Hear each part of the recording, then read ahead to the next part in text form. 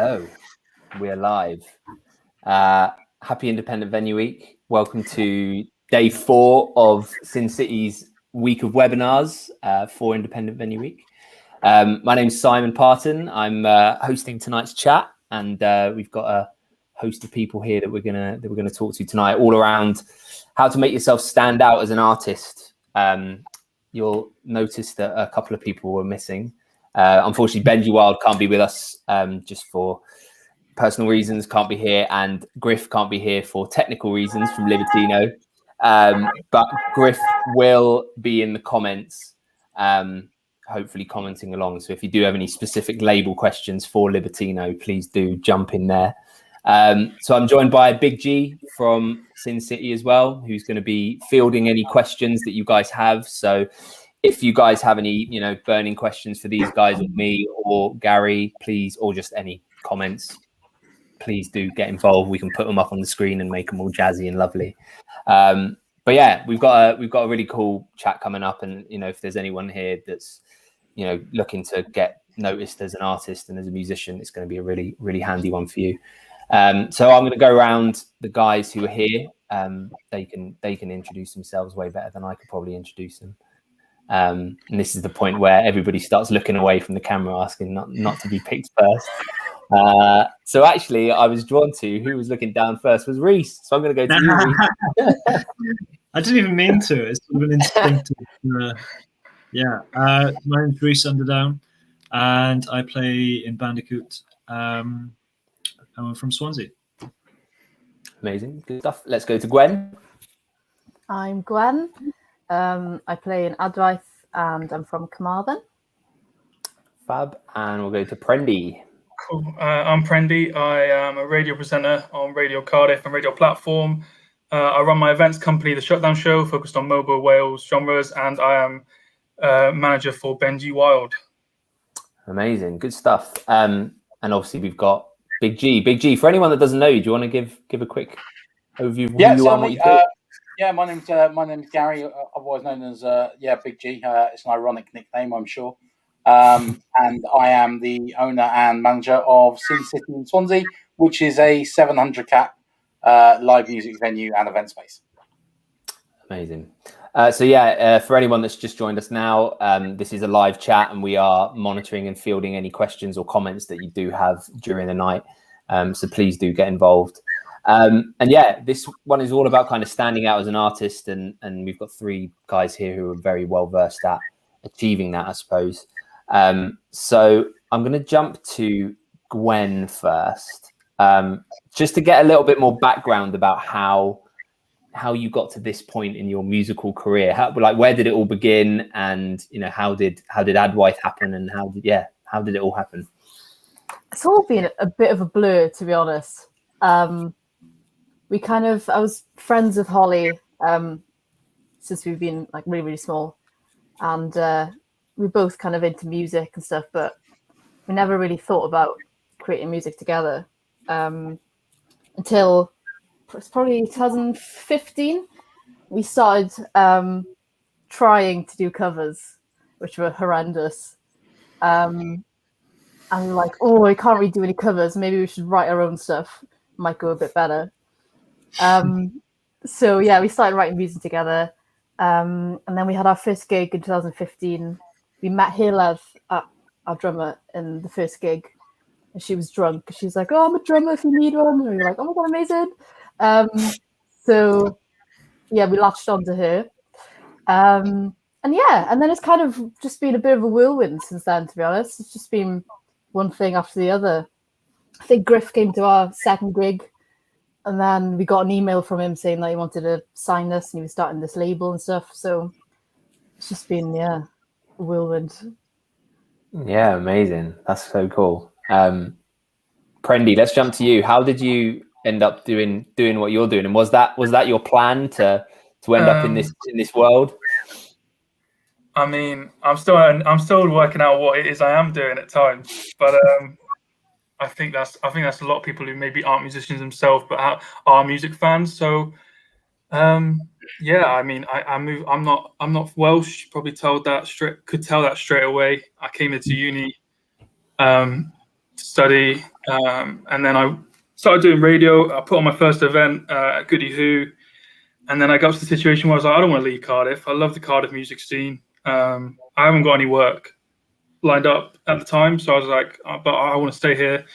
And then since then, putting on mobile events, mobile genre events, I should say. So hip hop, grime, garage, R&B, grassroots events at a number of venues. And I mean, just taking it week by week, different opportunities come up all the time.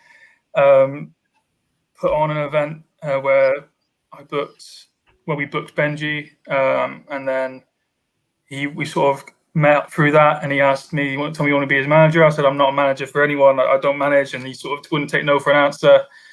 And that's where I am now. So obviously not putting on any events at the moment, but working as I can, champion Benji as well as the whole sort of Welsh rap scene as much as I can, really. Yeah, amazing. That's great. And then Reese, I suppose for those Swansea lot who are tuning in, will be very well versed to who Bandicoot are. But for those who aren't, do you want to explain kind of how you got to where you are and what the kind of situation is with the band? Sure. Well, kind of like Gwen was saying, it's a bit of a blur. It's the sort of thing that began by accident, really, and without really thinking about what our long-term intentions were. I don't think we had any. We just sort of loved playing music.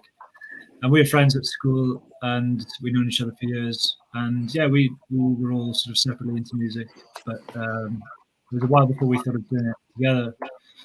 And then we just started playing open mics and places in Swansea. I mean, we're really blessed, especially this week, thinking about how blessed we are growing up in Swansea, because there's so many places. You sort of spot the price, really, with all the places you can play. And actually, I remember in one of our earliest gigs, it was in 2015. I think I remember meeting you guys, Gwen and Holly, at Lemon Factory.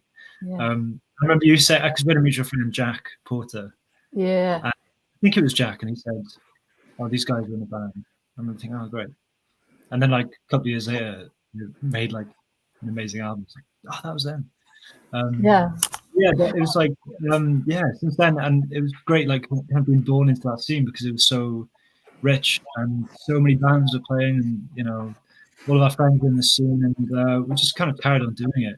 We've all been at university, and we've all just carried on doing it just for the sheer love of it. And now we're living in Cardiff and making plans for big releases in the year. And I know you might be able to hear Tom's actually making demos in the next room, so if there's any guitar slams and whatever coming through, then that's what's happening. So we're just really busy making music and really excited to be releasing it all. So that's sort of how it's happened. Amazing. Nice. It's a pleasure to have all three of you here, and not to be self-indulgent, but just to give people who've tuned in a background on who I am and what I do. I'm a musician, but not a kind of recording artist. I've always played guitar and loved music. And then me and Joe Bayliss, we started the Swansea Fringe a few years ago, and off the back of that did the Swansea Music Hub. So I've been very much involved in the local music scene ever since, supporting bands and doing stuff like that. More recently, in the last couple of years, I joined the team at Horizon, so I've been doing lots of work with them. And pretty much like Prendy said, it's like I still don't really know what I'm doing, but I'm doing lots. And it's just really nice to be immersed in this music scene here in Wales as well. I've hopefully I'll be able to contribute some stuff to the chat as well. Asteroid Boys for life, nice. So it's hopefully we've got some musicians tuning in. So like I said before, if anybody is tuning in and wants to ask any specific questions, please do. But if we kind of talk about, let's start right at the beginning, right? Okay, let's say somebody's making some music in their bedroom, and they've let's say they've recorded it in their bedroom and they've got a really wicked tune ready to go. What tips would you give them before just putting it straight up on Spotify or SoundCloud? Is there a certain process that needs to be done, or are there any tips you can give? So I'll jump to Prendy first on this one. What would you say to someone who's itching to get a tune out? Should they just slam it straight up, or? Well, I think it depends how serious maybe they want that music to be. I think we'll presume that they want it to be serious. Well, I think doing what you said, not doing what you said. I don't think just putting something up online is definitely the way to go. I think let's assume you're on social media, or at least you have some following, is building that anticipation. I would say, be that it's your first single, you're not gonna have a massive PR campaign, but even if it's just dropping artwork or teasers of that first track, especially on your own social media, I think for sure would be a good first step. And then if you want to reach out to other platforms for your first track, there's always, even if it's a grassroots or sort of small blog or anything like that, if you really want to make a first impact and gain new fans straight away, I think it's just planning that first release for sure. Yeah, absolutely. So I'm going to jump to Reese now, because obviously you've been there as young musicians who have either recorded stuff either at home or maybe been lucky enough to get some studio time and record some stuff. What tips could you give to kind of getting the best way of getting it out there? Well, if I said not to sort of throw it up immediately, I'd be a bit of a hypocrite, because for years that's sort of what we did. We just sort of, as soon as we left, we used to record our first songs in the YMCA in Swansea. We got to do it for free, and as soon as we get home, we'd have it on CD, and as soon as we get home, we'd like put it up, because we were just so excited to share it with people. Which, obviously, looking back, is like, well, yeah, as Prendy said, you kind of have to sort of have this idea of an audience and sort of plan it a bit carefully. But and I absolutely agree. But I also think for us, it was great sort of throwing on early demos, because it gives sort of the small community that you're in, it gives them something quite visceral to latch onto. And like when you're at gigs, and you're that age starting out, having a recorded demo online, accessible to lots of people, is really exciting, and it also kind of means that your fan base sort of grows, because it has something to experience.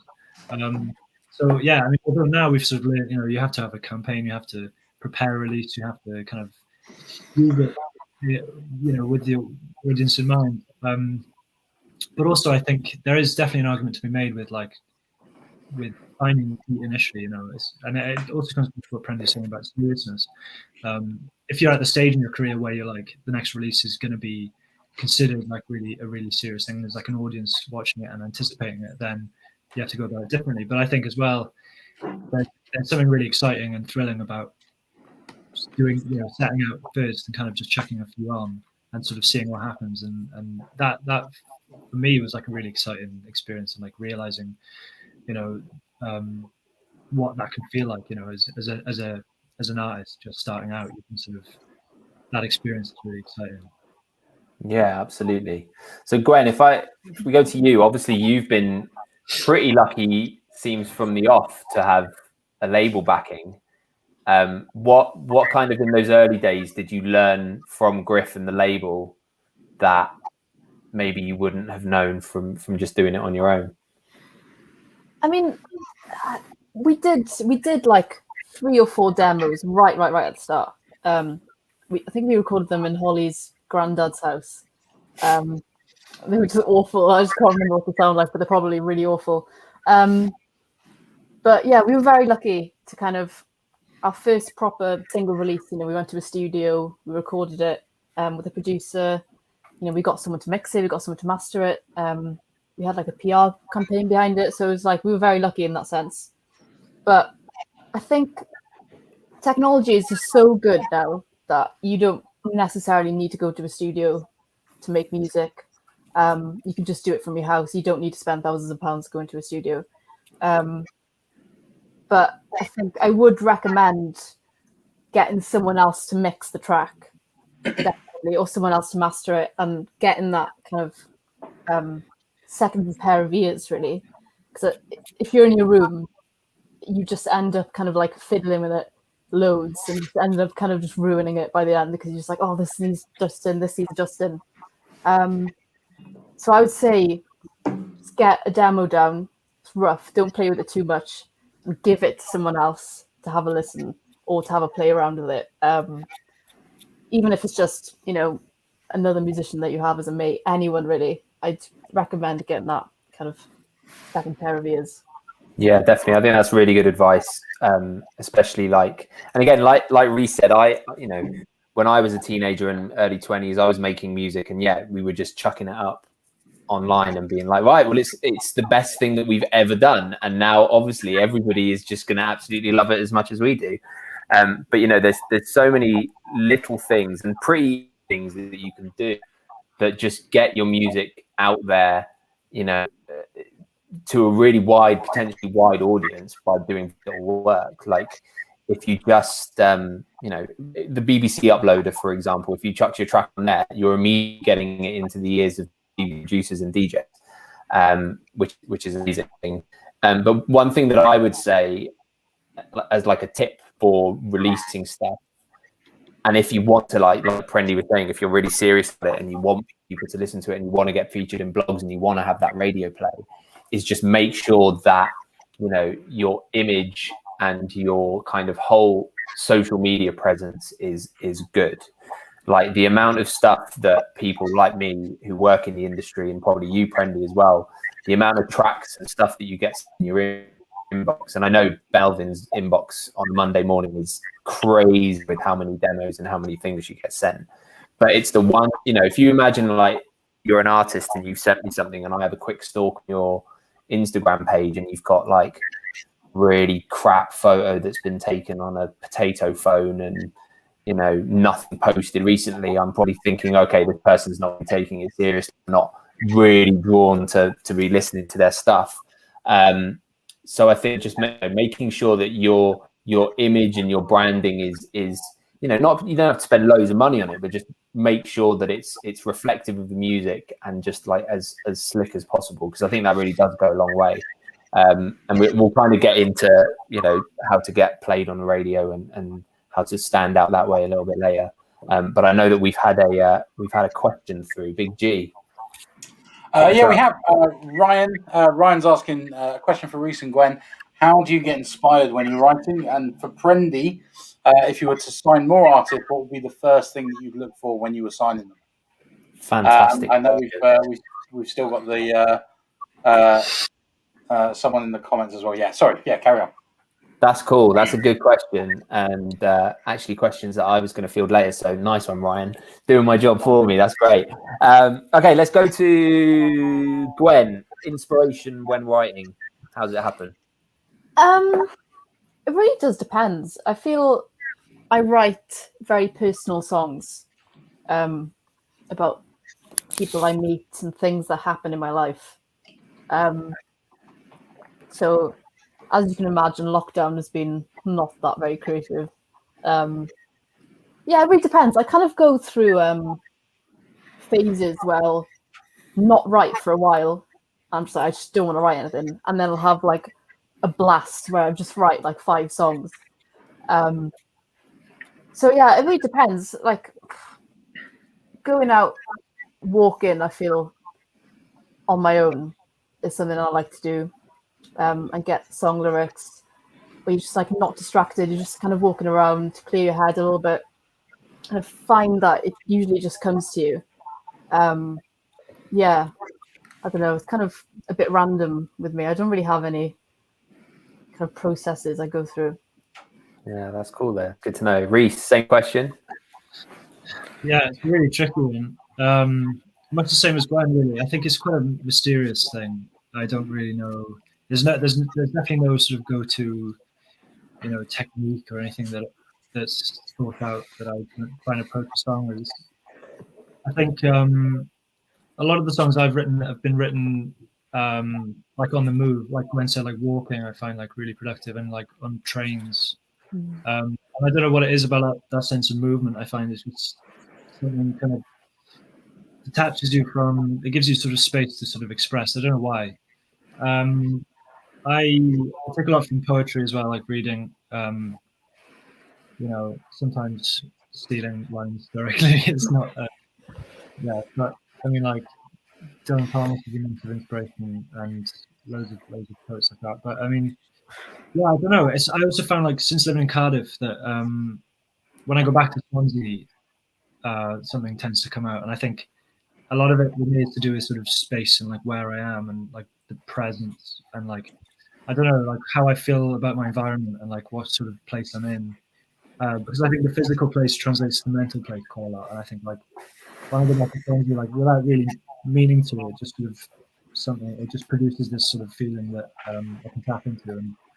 And yeah, I don't know. It's something that I think about a lot, but I have no real clear answer, really. It's just sort of moves. I don't know. I'd imagine it. Oh, go on, Gary. Sorry, mate. I'd imagine it's. I'm not a songwriter.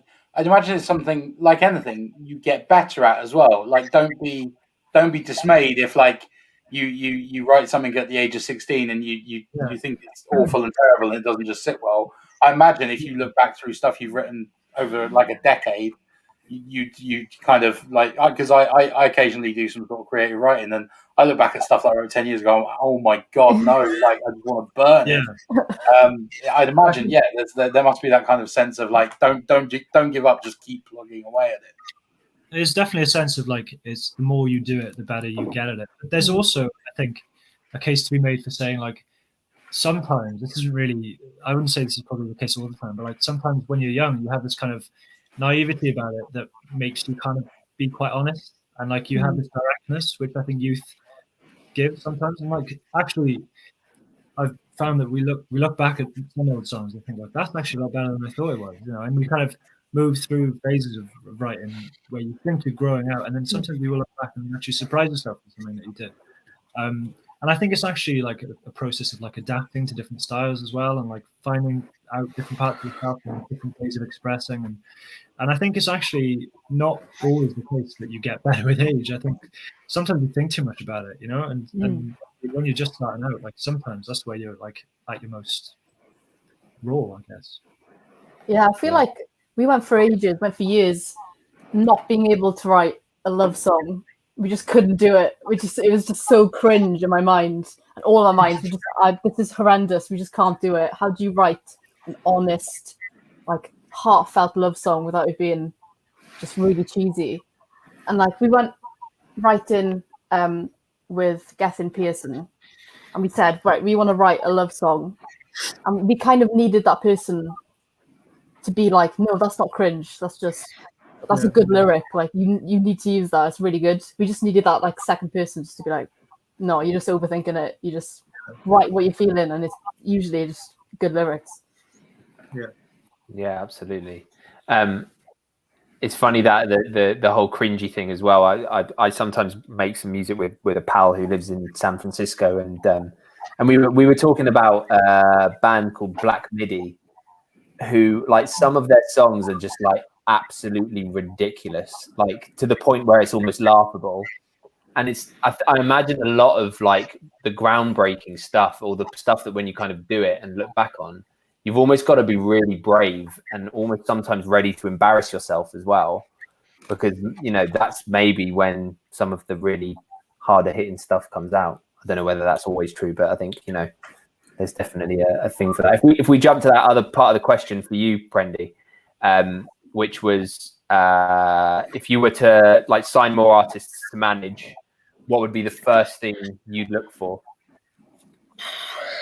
So if I was in a position to be able to work with artists, which I hope to be able to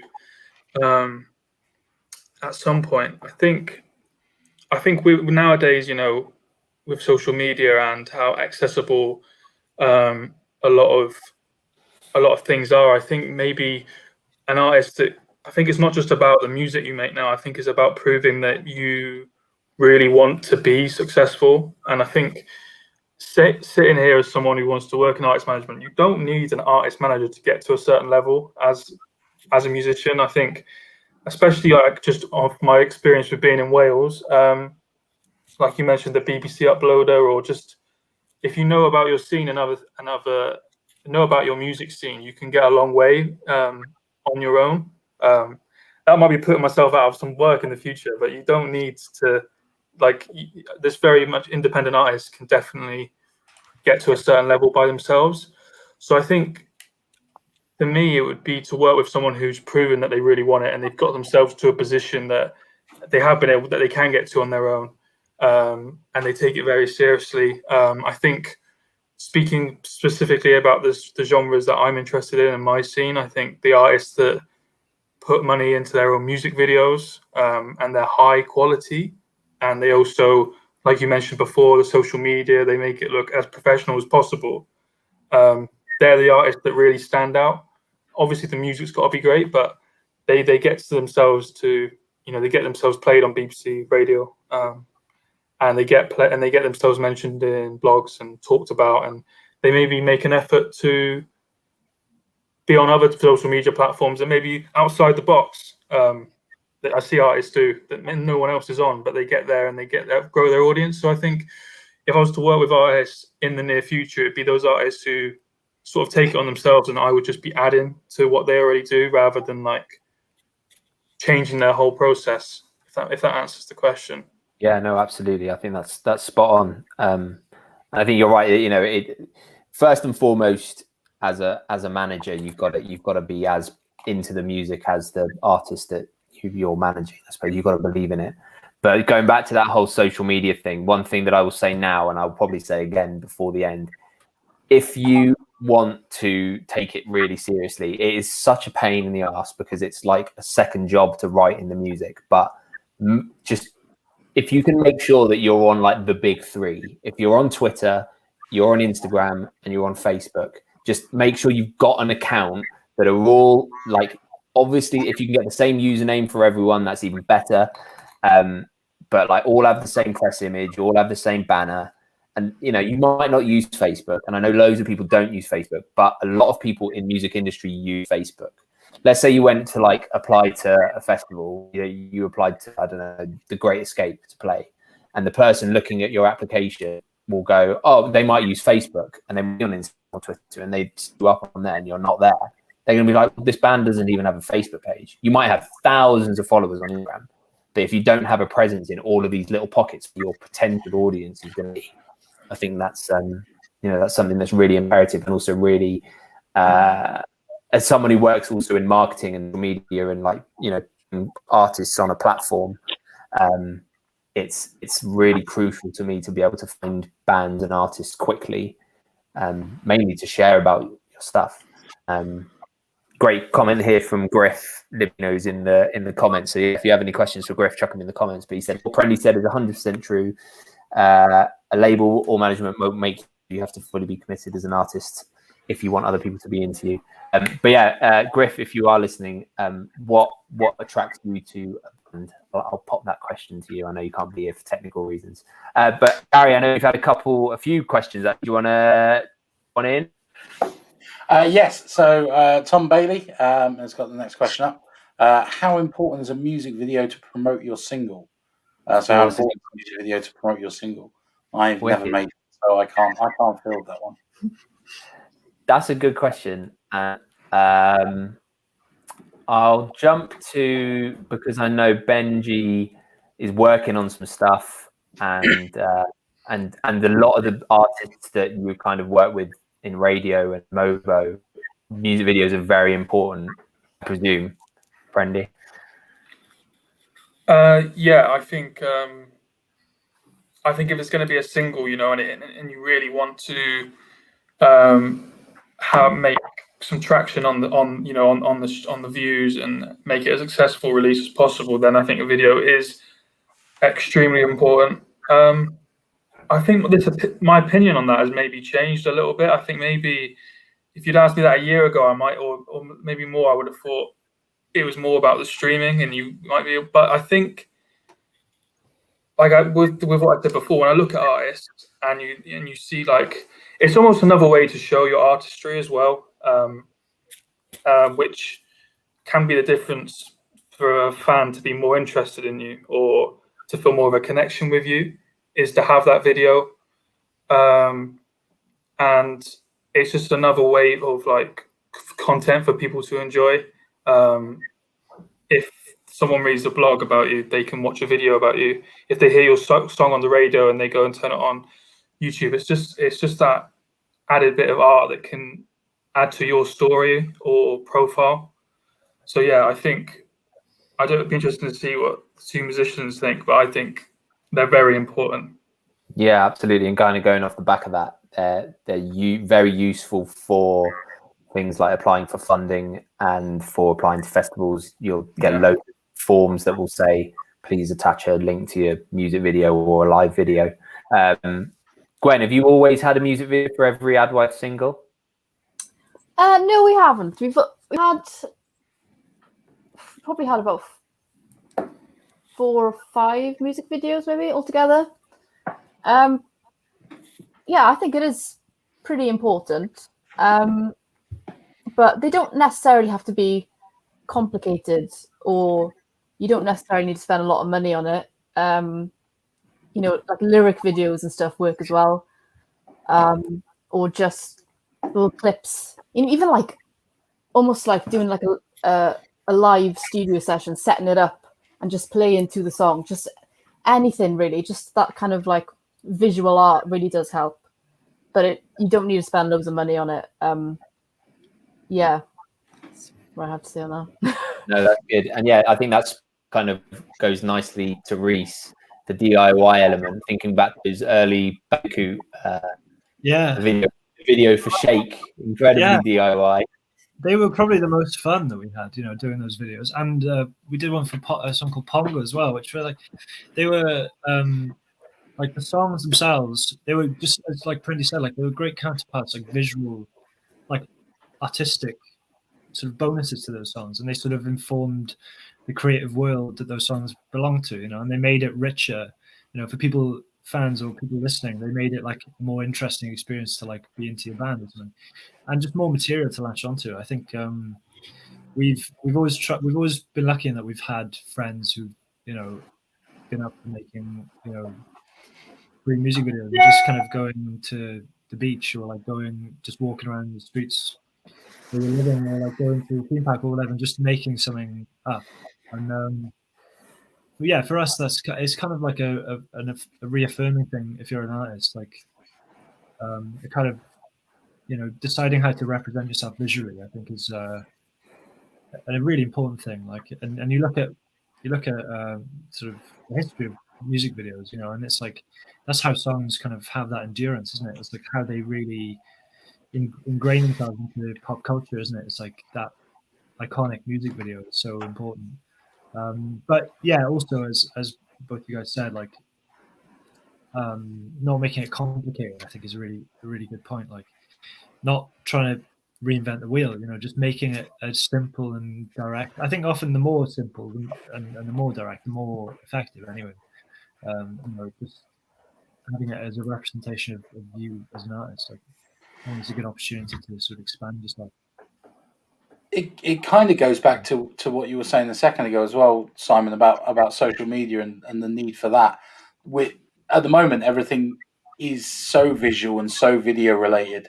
What with Instagram TV and Facebook stories and Instagram stories and TikTok, and I'm not saying that we're all going to go off and become TikTok famous tonight, but there is that kind of video is the medium in which we kind of deal with these days, and it's been an explosion over the last kind of 3 or 4 years. So it makes sense that kind of music videos would speak to that and be key to that as well. Yeah, absolutely. And like you even look at Spotify now, and I think they've opened it up even more, but you've got these things now called Canvas on Spotify. So if you've got a tune and a music video that goes with it, or some sort of animated graphic, you can put that behind your song. It's just, you know, it's all these little things that make people, when they come and check the music out, they're immediately like thinking, oh yeah, they're taking it seriously. They want to be doing this. And it's the same with really good photos. If you can get, you know, money together to get a good photographer, or just a friend who's got a decent camera, or if you don't have that, an iPhone, but just don't do, what I would say is don't do like your same old stocky band photo. Swansea artists, please stop taking pictures on the beach. We know that there's a beach here and you all start looking the same. Just try and be a little bit creative with it. Try and do something, a bit different. I'm actually going to put in a question here, Gary. I'm probably going to mess up. Is this Jack's? No, I want to go to Kyle's question. Here it comes. Because it does relate to this. So it says, I'm serious about releasing my music, but creating all this all-round page is proving tough. Do you have any tips for finding photographers, videographers, and artists for cover art when the budget is so tight? Reese, I'm going to go to you first for this, and I'm going to throw a little thing in before, in the sense that I imagine with you, it's very much about working with friends and people that are close to you and people that are creative. Like, for example, I've made you a music video of some footage that I took from a gig in Carmarthen, just because it was something that I could do. So you want to kind of touch on that and kind of the other videos and artwork and stuff like that? I mean, we've been so lucky in that we've always been surrounded by people who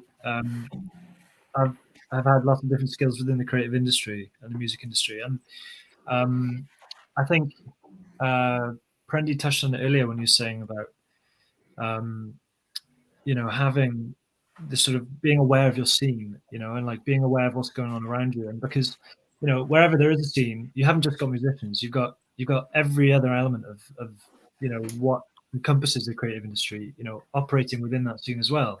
You have photographers at gigs. Obviously now it's really difficult to do that, and it's a hard time to be trying to build that brand. But ultimately, when gigs come back, and also there are communities of online communities of people who are into gigs, into music, who are producing videos, editing videos, designing logos, designing brands, and trying to be aware of that scene. But I think it's something that we're blessed with in Wales, and speaking from experience, Swansea and Cardiff, I don't know where the question was coming from, but I think, speaking of Wales generally, of what I know of it, there's so many great scenes there, and there's so many creative people working around. And I think, in essence, just sort of taking advantage of that, making use of your contacts and trying to just use the people around you, because there's no kind of trap door where you suddenly find like hordes of creative people sort of hiding. They're just sort of all around, and you kind of eventually you come across them, and you just sort of have to take opportunity and snatch them up. Yeah, definitely. Prendy, with artists that you've worked with and know, how do they combat this? I think very similar to what Reese just said. I think within the scenes, there's always like creatives, and not necessarily all those creatives are musicians. I can think of loads of photographers and videographers who would say they are part of the Welsh music rap scene, but they're not musicians, but they are keen supporters. So if with the question, and if you don't have a budget, or you have a small budget, I think trying to be as part of as many different groups, or staying connected within your scene. There's always going to be the opportunity of maybe doing a post or a reach out. Obviously, the problem with that is you don't know maybe what you might get like from that. But if you're open to working with different people for the first time, I think that's a good way to go about it. I also think that a lot of musicians themselves have side projects and everything. And I know there's a lot of people who are photographers and videographers themselves, and I think they're very understanding of the fact that people don't have a lot of money to spend on this. So I think asking around like that is a good way. I also think there's a ton of universities in Cardiff alone. I'm sure I know there's at least one in Swansea. Like if you're a first year videographer, you might have a lot of experience, but you've never made a music video before. But they might be amazing. They just need someone to give them their first break. And I'm not saying you should get them in and not pay them at all, but there's a way where you can give them some great experience. They can put it on the CV, etc., or as a show reel, and then you get a really good music video out of it. So I think that would be another great way where, working with young people who are also on a similar similar stage of their career, just in a different field. So I think that would be a good way. I think that's such advice, and I think that 9 times out of 10, when you approach these people who are, like you say, on a similar level but in a different creative field, 9 times out of 10 you're going to get someone that's going to be like, yeah, that sounds amazing. And then that's how creative relationships blossom. It's like, okay, we're gonna make a music video on 0 budget, and then that, for example, let's say that tune makes loads of money for you. You can then go, right, we've got a budget now. That, as a musician, you can go back to that same person and be like, right, that really worked. Let's go. I've got money to pay you now, and it just opens doors. Gwen, would you agree with what the guys have said? Yes, kind of exactly what I was going to say, really. I think we're very lucky in Carmarthen to have an art college just up the road. So, yeah, if we need any photographers or videographers, artists, fashion designers, anything really, it's kind of all on our doorstep. So I would definitely recommend even just emailing the college saying, I want to do this, this, and this. Do you know any students that would be interested? And, usually the heads of these departments are really interested and want the students to work and want to do these projects, and they want to help. So I would definitely consider kind of communicating with some art colleges, definitely. Yeah, absolutely. And I'll just add as well, if let's say you're not in a position to do that, or you're not quite well versed in the scene and you're really, in your early stages, there's so many ways that you can do it yourself as well. Like, you could probably create the whole thing on a phone now. There's also a really good platform called Fiverr, which is really cool. It's like a website where you can just put in, I want a music video, I want a lyric video, I want a logo made, and you basically have tons of, like, it's almost like eBay for like creation. Yeah, exactly. So and that's why it's called Fiverr, because I think that you can get like a logo made for as little as £5. I know loads of people that have used that, and then so, and again, YouTube's great. There's loads of tutorials about how to do stuff on there, and like the work I do now is it's really like, I didn't plan to do this at all, but I would say at least 70% of my working week now is in graphic design and promo stuff and video stuff. Just because it was something that one day I said yes to doing, and I had no idea how to do it, but I just learned on my own, and then it kind of snowballs from there. So there are ways of doing it.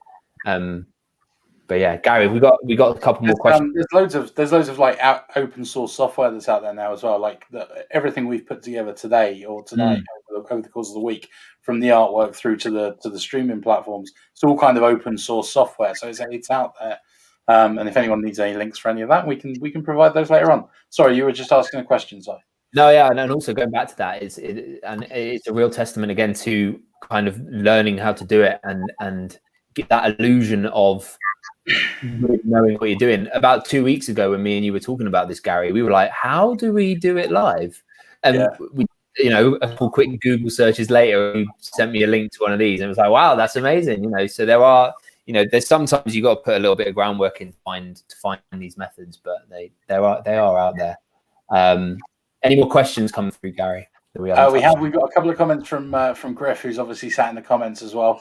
Griff says goes back to a point we were making earlier. We look for artists who are bringing something new and fresh, and don't try and overthink what people will like. Rather follow your own creative vision. That's what's exciting. Artists have to have something to say.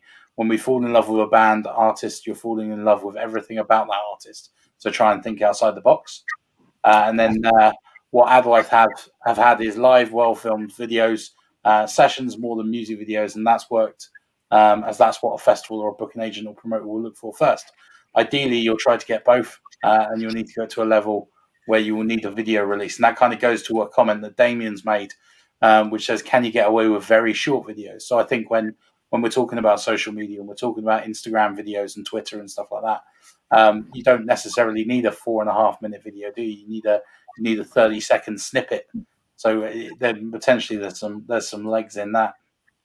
I think as well, going back to that, if you kind of think about how people are engaging with social media and scrolling through Instagram and stuff, if you've there's loads of artists and musicians now that will just post a 15-second clip of them doing something, and because at that time I'm probably on my phone mindlessly scrolling, And if I come across and scroll across, like you say, a 4-minute video, I'm gonna be like, oh god, I'm not sitting through 4 minutes of this. Even if it's gonna be something I'm gonna love, I'm not gonna sit through for anything like post 1 minute. I'm gonna be like, oh god, no way, man. I need it now. I need that content in my eyes now.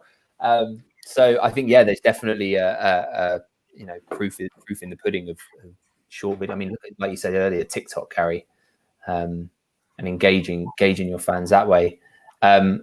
If we talk about kind of fan engagement, sorry, Gary, I'm probably going away from what you wanted to do, but how important do you think that is? Like build an audience and then to maintain that audience. Prendy, I'm going to go to you first because I know Benji is really, like, Benji's Instagram is fantastic. How much do you have to, as somebody who's kind of not looking after him but managing him, is that something that he's just naturally really good at? Yeah. So I mean, I can't take any. I have nothing to do with Benji's interactions with people on social media. I don't have any of his passwords. I don't want any of his passwords, to be honest. That's like a disclaimer, then. I just it was basically a disclaimer. I think with Benji, let's talk about him for a second. His music is very provocative, cheeky, chappy-ish. Yeah, cheeky, like, do you know what I mean? Like swagger-ish. Like that's the sort of, it's rap music. That's what a lot of it is. So being like that on social media, with a comment or sharing funny things like that is part of his. That's who he is. Do you know what I mean? That's so fans will just connect with him because they're like, that's who he is. I mean, at a gig, if you catch him after a gig, he's crazy and always up for a laugh, and that's how he is on social media.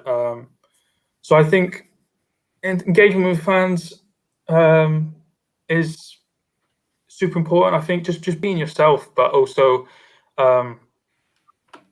with what we talked about, like you mentioned before, like being professional on social media and all that, but then just being yourself in that interaction. If someone shares, like massive thing at the moment is if someone plays your music on an Instagram story and then you like share it, do you know what I mean? And then you give that fan a buzz for, like, that's a simple interaction where you're literally just sharing someone playing your music on your story, but it's like a good interaction with fans, and then more people are hearing your music. It's such a simple thing, but like as a big artist, don't do that. They probably don't manage their own social media, but I think as an independent artist, and you're trying to grow your audience and get people to come to your tours and your gigs, I think it's key. That's good. And I'm going to back a question here, Gary, just to tie in with this from Jack Thomas Davis, who have you got it? Yeah. Although in a professional looking brand is important, is there still appeal to doing stuff a bit tongue in cheek / DIY? I always feel that taking it too seriously can come across as taking yourself a bit too seriously, and I think that relates directly to that. And I'm going to bring Reese in here because recently you jumped on a hot Instagram trend and did a bit of fan interaction. How important has that been? And you've through the years you've built completely on your own as a band a real loyal thing. How much have you worked a lot on kind of engaging with fans, or has it just all come naturally to you? And touching on that not taking it too seriously, is that something that you guys tend to talk about or implement? Yeah, I mean, I would say that in a sense, we come down on the side, of not taking it too seriously, but at the same time, it's, I don't know, it's serious in one way, in the sense that we're being as completely and honestly ourselves and taking the music and the art seriously. But I think there are lots of different styles of how you can work social media, like as Prendy was saying, like depending on your style as an artist and your identity as an artist. And I think we've found that the kind of people we are and the kind of musicians we are is that we kind of like, I don't know, we like to interact with the people that we that we have on social media, because a lot of the time, those people are friends. Like, we started as bands. As a band, we started, with our mates from college come to watch us, and mates from school come to watch us. So I think we began our life as a band getting used to that sort of interaction, and it was kind of, there wasn't like a big wall between yourself and whoever's come to see you. You'd know them, and I think not really that intentionally, we've sort of carried that approach on as we've as we've moved on. As now that it's not like we have mates from school. We're out of school and university, etc. So but we've still carried on that approach as like sort of almost treating your followers like your mates. But I don't think there was never any kind of big overarching plan to do that. I think it's just being having some integrity, I guess, and authenticity. And I think that can come, like as Jack said, like with just having this DIY approach and this kind of natural approach, which I think has its own. You can still take it seriously and do that. I think it's just about being transparent, I guess, in a way, but also keeping the balance between sort of having some mystique as well with that. It is a kind of a weird line to tread. You kind of have to keep some sort of balance and be aware of what sort of image you're sort of making across. But yeah, I don't know. It's something that we've just sort of naturally tried to be as natural as we can about it, really, in short. Yeah, absolutely. Gwen, same question. Sorry, I keep coming to you last, so you're probably like, damn, I didn't say that. No, you've said everything. Anything to add?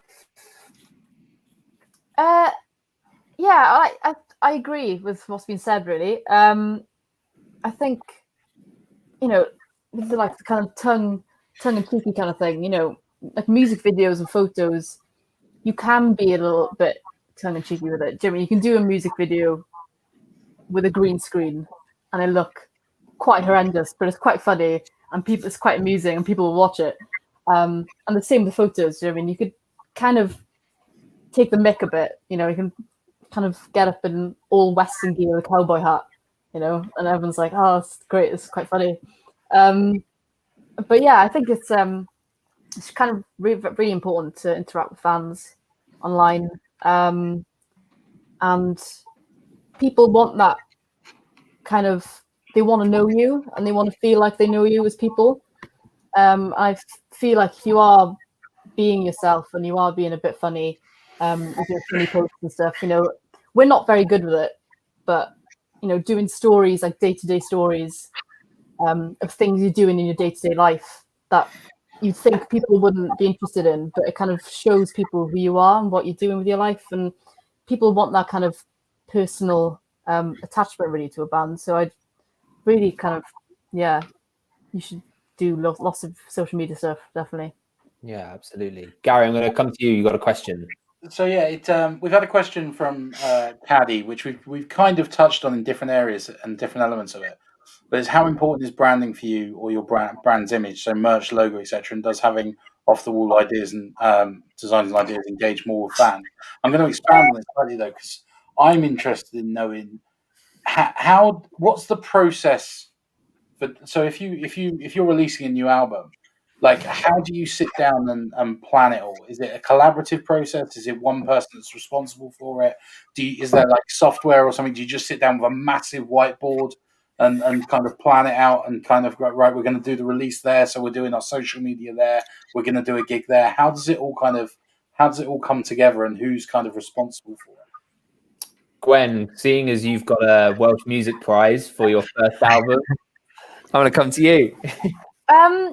I think, well, especially for us personally, I think we get the album recorded, which is usually just winging it in the studio, kind of going in with half an album and coming out with an album.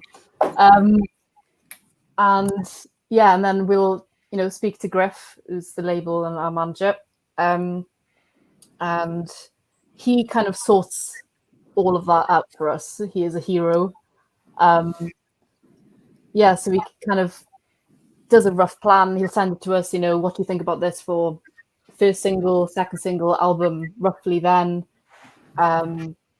And then, but artwork and stuff, we usually get someone else just to do it. We give them a rough idea. We'll give them, the name of the album and kind of a rough idea of what we want. We're lucky enough that we have a friend called Corey, who's an artist. So he's been doing our stuff recently, and he's doing the next album and all the single artworks and stuff. So he lives with Holly as well, so it's kind of very convenient for us. But yeah, and then we just give him an idea. He comes back with it, and then we just kind of piece it together. It really is just winging it, most of it. So I'm going to touch upon that from the work that I've been doing with Griff and from conversations I've had with Griff about his campaigns that he's been doing. It's a fascinating thing. I've learned a lot, and there's a few projects that I can't quite talk about yet that are on the horizon that I've been part of planning. And it's amazing how much actual work goes into it. So, for example, one band, again, who unfortunately I can't name quickly yet.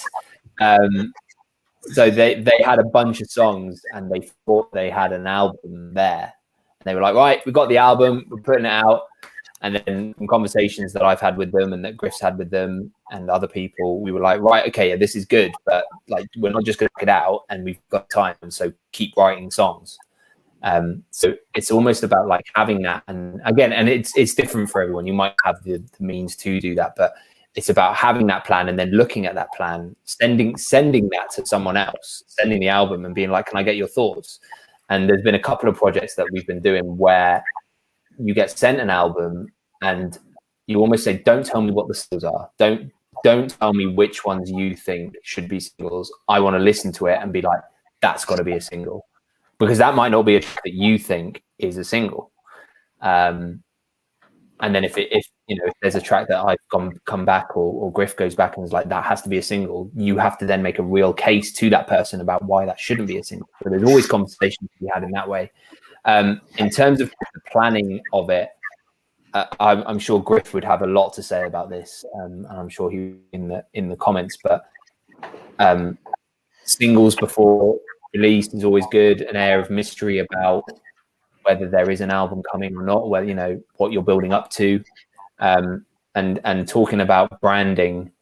Trying to make it consistent throughout the campaign. If you've got 4 singles or 3 singles or 2 or 1 single before the album, you want to kind of be using the same sort of artwork and logo, because you're going to, as an audience, you're going to see that and you'll be like, oh, cool, yeah, I like that artwork. And then you might see the album and you'll be like, oh, cool, that's directly to the single.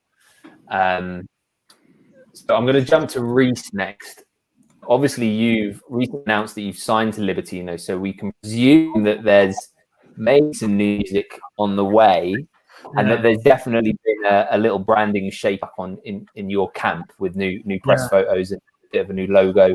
Is that something that is going to extend to potential new releases? I cannot possibly comment, I'm afraid, Simon. No, if it was, would you be using that same branding? Yeah.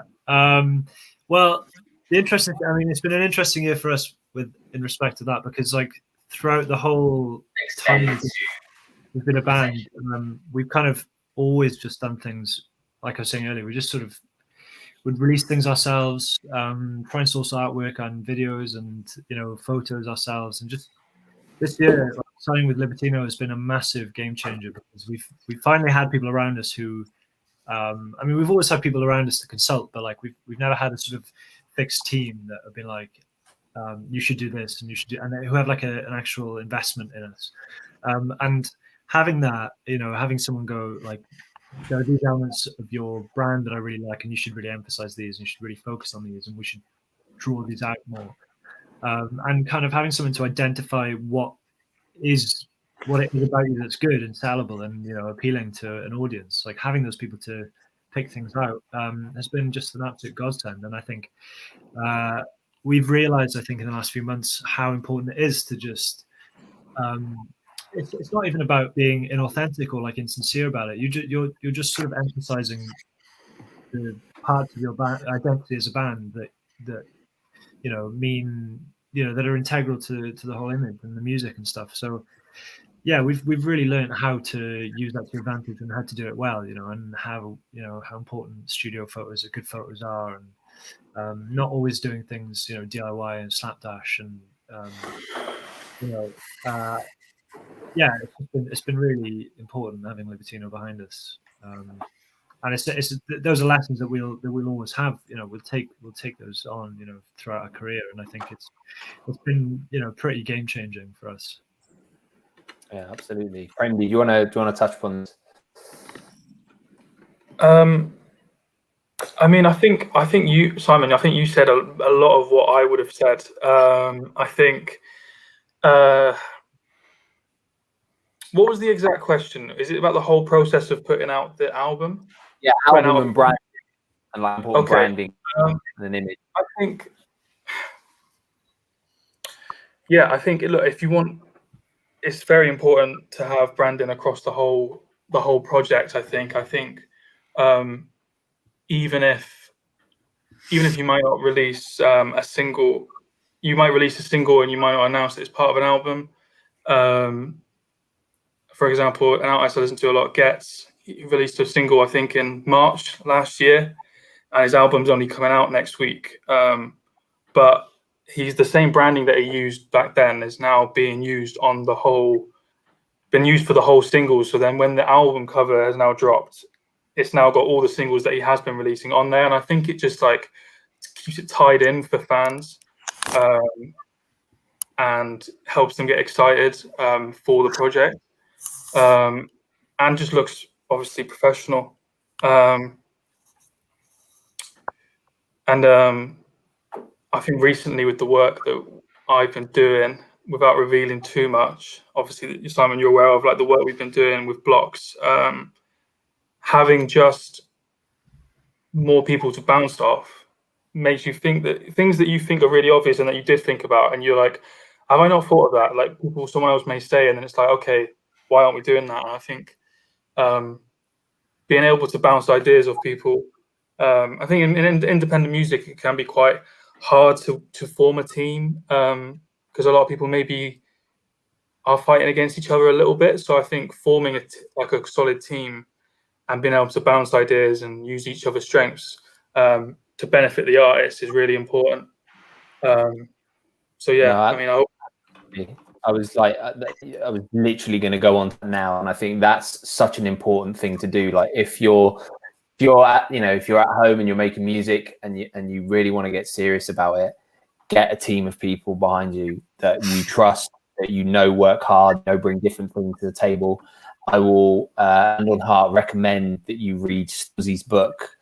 I think it's called Rise and Fall. I read it last year, and it just makes so much sense. Like the project that he has run on is literally because of the people he's surrounded with. Like, and he just trusts people. He's like, need somebody to this. Like he asks a friend. That friend might not have ever done it before, but like, yeah, cool, I'll do that. Why not? And it's the same to kind of how I end up getting to where I am now. Like I was in a job before I even started working in music. I had like a teaching job doing music lessons and stuff. And then Joe messaged me and he was like, do you want to put a festival on in Swansea? I had no desire to put any sort of live music event on ever. But I was like, yeah, that sounds fun. Why not? So, if you've got a friend or a best friend who you think could lend a hand or do something, reach out to them and start building that team and start having these go-to people.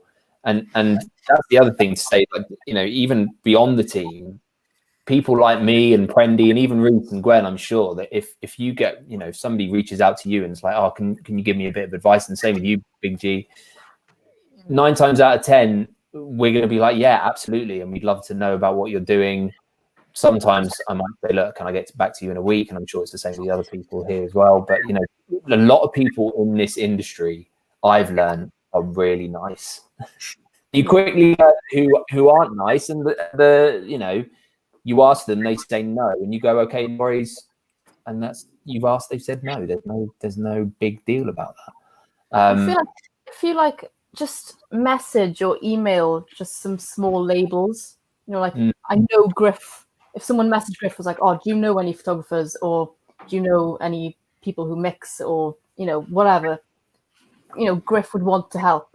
I'm sure that's the same for most of the small labels in Wales, and I feel like the Welsh scene do want to help each other. We're kind of all going for the same goal, so I feel like just ask around and don't be shy to ask either. It can be daunting, but you just got to do it.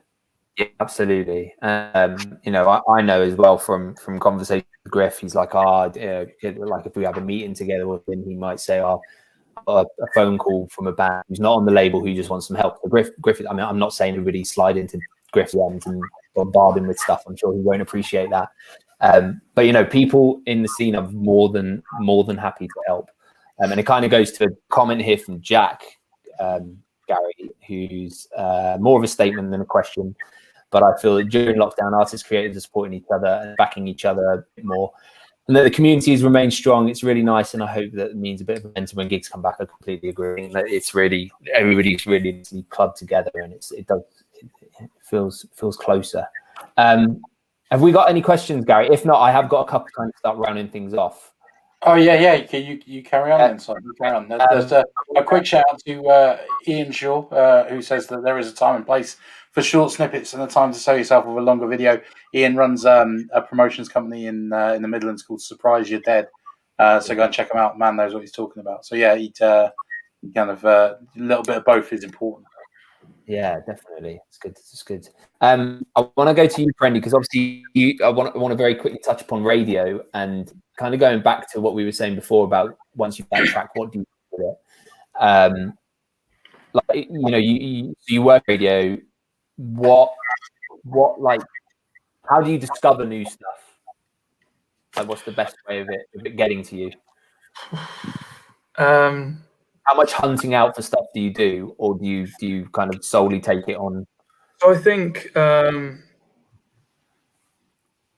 I used to hunt for it all the time, and now I still do, but maybe I look. That's the big question. I'm trying to think now. We're trying to make it as short as possible. Well, obviously, I think emailing people is the best way. I understand that. I think emailing people is obviously like the best way. Finding out who does a show on Radio Cardiff community, who does on the community station Swansea, who does the uni radio. Finding out all the things finding out all these small radio stations who are going to want to play new Welsh music. I think trying to be as personable as possible is better, but I understand that if you're sending a ton of emails to people, it is hard to do that. But I think it does make a difference if you message someone and say, I know you do the show at this time, blah, blah, blah, blah. I like your show. I really like to listen to this. Do you know what I mean? Like, everyone likes a little bit of a brown nose. You don't have to do it too hard, but like, at least if it doesn't just seem like you've gone on Instagram and you've seen that this guy has got radio in his bio, so I'm just going to email him a song. I think like stuff like that makes a big difference. I think obviously there's a lot of like Horizons, Forte, even like venues, Sin City or Clubby for Back, like people who either those accounts themselves who like share music or make playlists, or DJs who play there who are associated with that, they're not making playlists as well. I think these are ways that then if I see an artist like, and then there's also the BBC Uploader, which is obviously a great tool, and artists who maybe you didn't think their music was good enough to get, not good enough, but maybe they weren't expecting so soon to get put on BBC Radio, have uploaded music to their early on in their music career, and then they've got played on BBC Radio Wales. And obviously for me, like if I see that, if I see a BBC Radio Wales show and there's an artist on there who's making grime or rap music, and I've never heard of them, but they're getting played on BBC Radio Wales, and I'm doing something wrong. So then I'm following them up and checking out all their music, So things like that I think are like great ways to sort of definitely get played on radio. Yeah. No, I think that's great, and definitely it was something I was going to touch upon is if you're somebody who gets loads of emails, people that want to listen to music, you know immediately when it's a copy and paste job. And the ones that do have that opening line that's maybe a little bit more direct, even if it is general, it's like, okay, they've made an effort. I'll make an effort to read their email now. I'm going to tie this question and finish with you, Gary, on this one, talking about venues. I'm going to go to Reese. I'm going to go Gwen, then Reese, then you. How have you, Gwen, as a band? Again, you probably had like a good helping hand from Griff in this, but in the early days, getting your tracks to radio and how to kind of get gigs. What's like your best approach to do that? Yeah, we've been incredibly lucky. I think it's like if you do have a bit of money, I'd say radio PR company would be ideal, but obviously not everyone can afford that. So yeah, BBC Uploader was the first thing we do when we get a track straight on there. And yeah, and I'm kind of on what I touched on before. I think people in Wales want to help other people, especially in the music scene.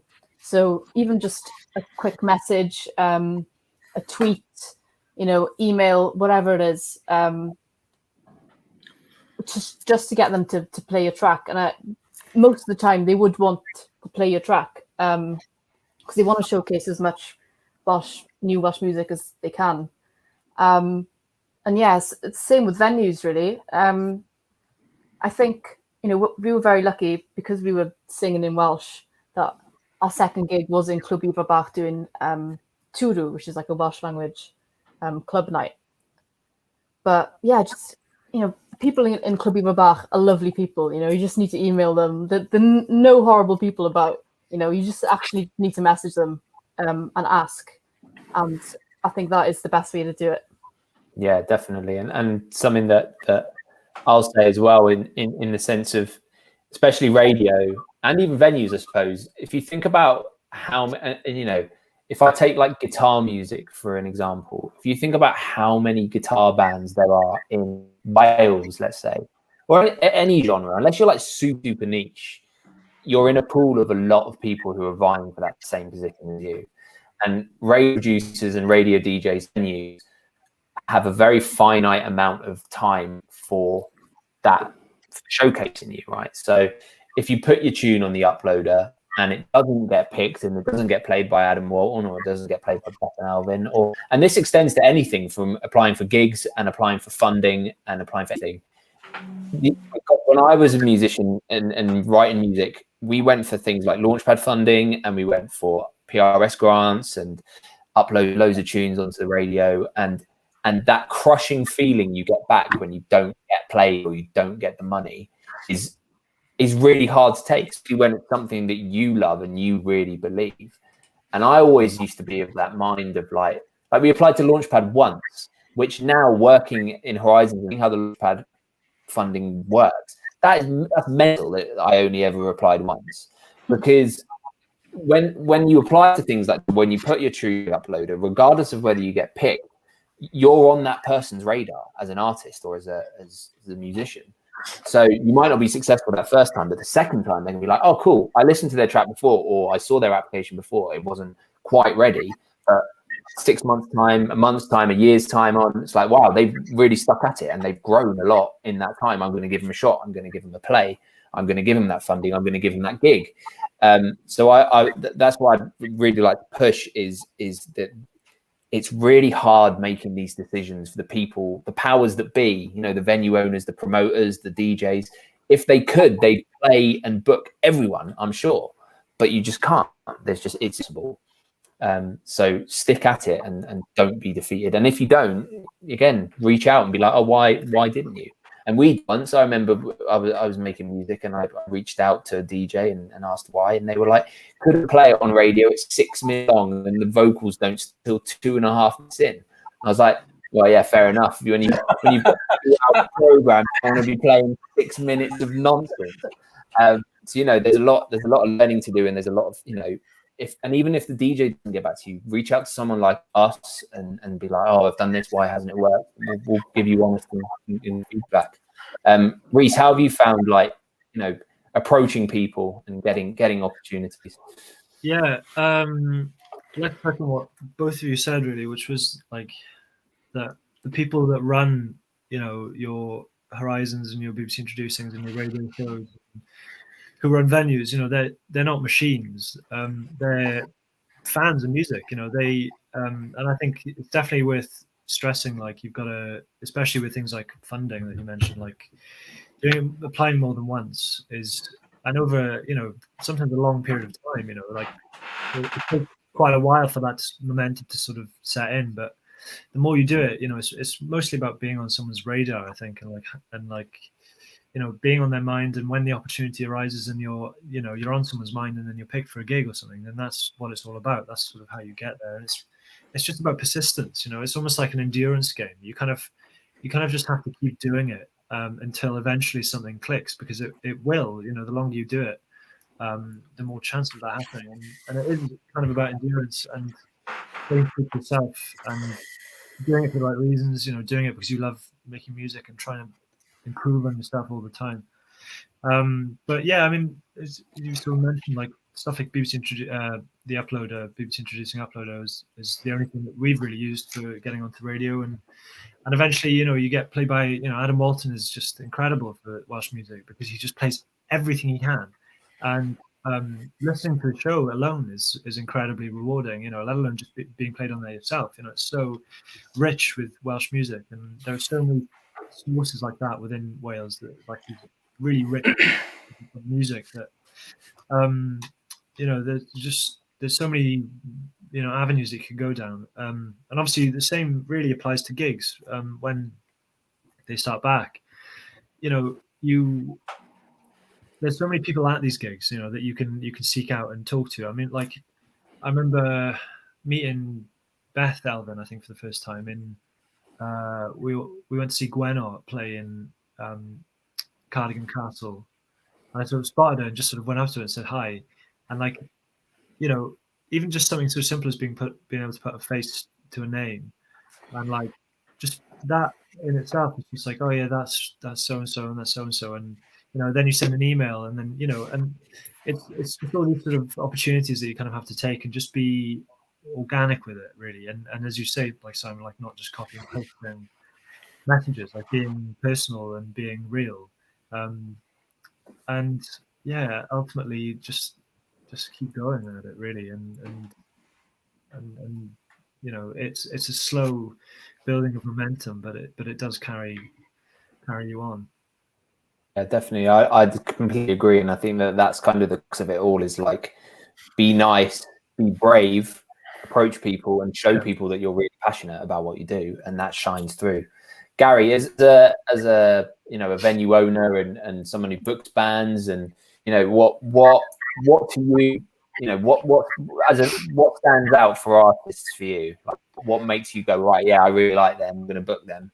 I think that the key something that Reece picked up on there was persistence, and yes, you have to be persistent because I and people like me are a nightmare. And yeah, we're getting an awful lot of emails, and there's an awful lot of social media channels now, and you've got people messaging you at 2 a.m. on Instagram, and they're tweeting at you at 5 a.m. and then there's an email that follows up at 10 a.m. But you have to do that because there's so much messaging and there's so much back and forth that you can just get missed. But when you do send that email, I think, like, let's go back to basics. We spoke about it earlier, but it's so key. You do have to have your presence on social media. You do have to have a link to a track or a video. It doesn't have to be professional. It hasn't got to be the best thing in the world, but it you know, you have to be able to give a sense of what you are and talk about kind of what you've done and where you're at. And the other thing I'd say that I think is probably quite good advice, and I'm not trying to be a kind of dream popper, but you've got to kind of be, to an element, you've got to be realistic. Like, I've genuinely had emails from dream pop bands that are just tried to get on like a death metal lineup just because they've seen there's a band playing and they're trying to get on a bill. Like, that's not going to happen. I'm like, not. it's not realistic. And I think you also have to be you've like ask questions, ask like whoever you email, ask if you're emailing a promoter or a venue manager, ask the question like, oh, what do you think we should do? Because as much as I'd love to give everyone a gig, I can't give Saturday night to a brand new band that maybe are going to have 20 or 30 people play. But what I can do is I can put you on a support bill further down the road or the next week. So like as long as we're honest and we're realistic at that very outset and we know what our aims are, we can work together to put on a great show and build you at the same time. And I think that's really key. I know it's going back to the basics, but it's so important. Yeah, no, absolutely. And I completely echo what all of these guys have said. Unless there's any burning questions that come through, I think we're gonna wrap it up here. So thank you so much to Reese, Gwen, and Prendy for joining us today. Like I said, we're doing this. This is a 5-day thing that we're doing here at Sin. Tomorrow we've got a short streamer going out, which is called Fighting the Good Fight, in which I speak to some people who run some fantastic organisations all across Wales. I'm speaking to Beth Elvin from Horizon, chatting to Spike from Forte and Beacons. I'm chatting to Andy, who runs a festival up in Wrexham called Focus Wales. I've got Dave from Creative Wales and Amina, who runs a community project here in Swansea. So yeah, pop by tomorrow if you're into music and you want to know kind of the organisations out there. It's always a great place to start as well. But yeah, happy Independent Venue Week, everyone. Hope everyone's doing well and safe, and hopefully see you in a venue soon. But yeah, thanks again to everyone here. Take care, guys. Hope to see you soon. Thanks, guys. Cheers, guys. Thank you very much. Bye bye.